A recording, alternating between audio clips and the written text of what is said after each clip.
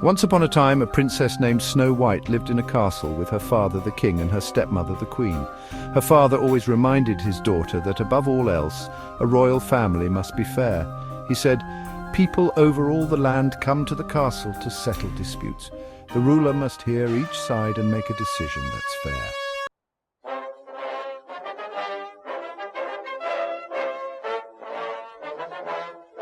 Tomorrow, find a reason to take Snow White deep into the woods and kill her.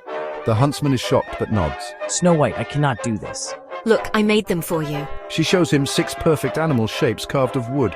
You must accept them, they are a gift. That's not what I meant. The queen, your stepmother, ordered me to kill you, but I cannot. She what? You must run away, far away, now, and never go back to the castle. Snow White turns and runs into the woods.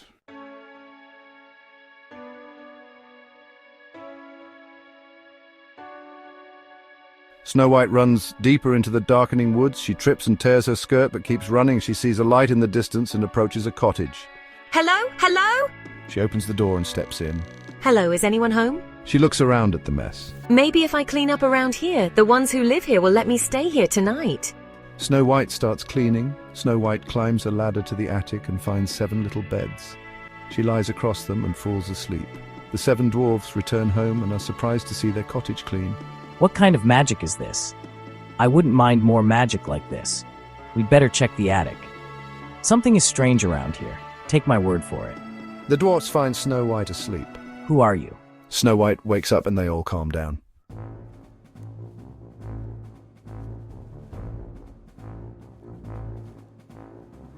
The next morning, the dwarfs warn Snow White not to open the door to anyone. They leave for work. She prepares her first reading lesson and a hot meal for the dwarfs. Mirror, mirror on the wall, who is the fairest of them all? Snow White is the fairest of them all. That is impossible.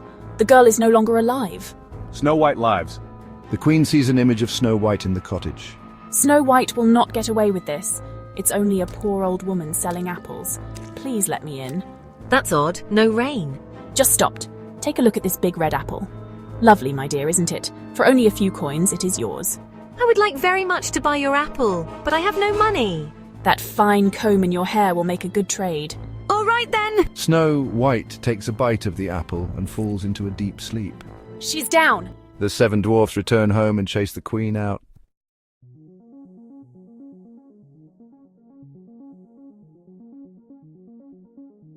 The 7 dwarfs place Snow White in a glass coffin. The prince arrives and kisses her hand. Snow White wakes up.